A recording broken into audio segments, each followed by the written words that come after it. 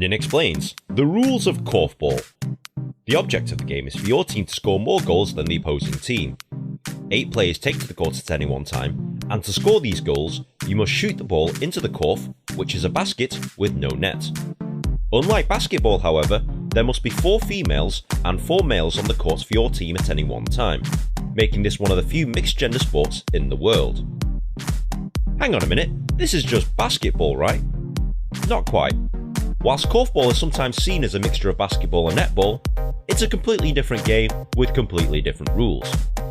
Firstly, there are 2 zones, an attacking zone and a defending zone, and 2 players of each gender must stay in each zone. The court is 40 metres long and 20 metres wide, and the zones are 20 metres by 20 metres. The courts are located 6.67 metres away from the outline and are 3.5 metres above the ground. There are 2 2.5 metre circles that denote the post area and the penalty spot area. More on this later. Secondly, once 2 goals have been scored, the zones change, meaning that the attackers are now the defenders and vice versa. This means that all players, male and female, get a chance to defend and attack, making this a role equality sport as well. Thirdly, you can only mark one person, and it has to be a person of the same gender. So a male cannot try and guard a female, and you cannot have 2 defenders guarding you at any one time. In Korfball, movement of the ball has to be quick, as once you are defended, you can no longer shoot the ball. These are the 4 requirements of being defended, and once you are defended, you can only pass to a teammate. You cannot shoot the ball. You'll see a lot of pre-prepared passing sequences in order to free up a shooter to take a clean shot. This is the essence of the game. Players are not allowed to run with the ball. Once a player has received the ball, the foot that the player lands on first is known as the landing foot. They cannot lift this foot off the ground, but may pivot on it whilst moving the other leg. Should a player lift the landing leg and put it back down, this is known as travelling, and the ball is awarded to the other team. The opponents will try and take the ball away from you by intercepting passes, blocking shots, retrieving loose balls, and defending the shooters. However, an opposing player cannot touch another player, known as contact, and must be defending one player who is of the same gender. There's also a lot of things you can't do in Korfball, some of which we've discussed already, but here's some of the things you cannot do. The game is played in 2 30-minute halves for a combined playing time of 60 minutes. Highest score at the end of time wins.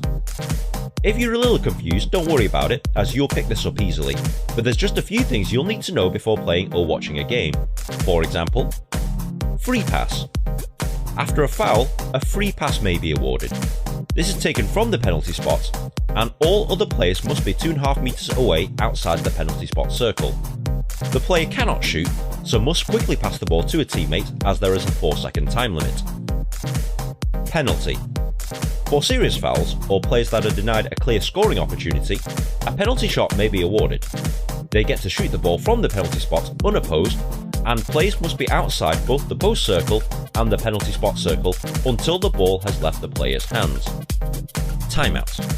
To take a break or discuss strategy, each team is allowed a timeout. This usually lasts 60 seconds, and the amount of timeouts permitted vary depending on the league you're playing in. Substitution. You're allowed to change players 4 times in a game of Korfball. Players must be of the same gender and must be made in a stoppage of play. Throw-off. To start the game, or to restart the game, a throw-off is used. The team with the ball must pass to a teammate. Outball. If the ball leaves the sides of the area of play, the team who did not touch it last is awarded the ball and must pass to a teammate from the sidelines. Korfball is very popular in Europe, and as you watch or play Korfball, the rules will become clear. If you found this video at all helpful, please like, share and subscribe. It takes me ages to make one of these things, and good karma is very much appreciated. Be sure to follow me on Twitter also, but in the meantime, enjoy Korfball.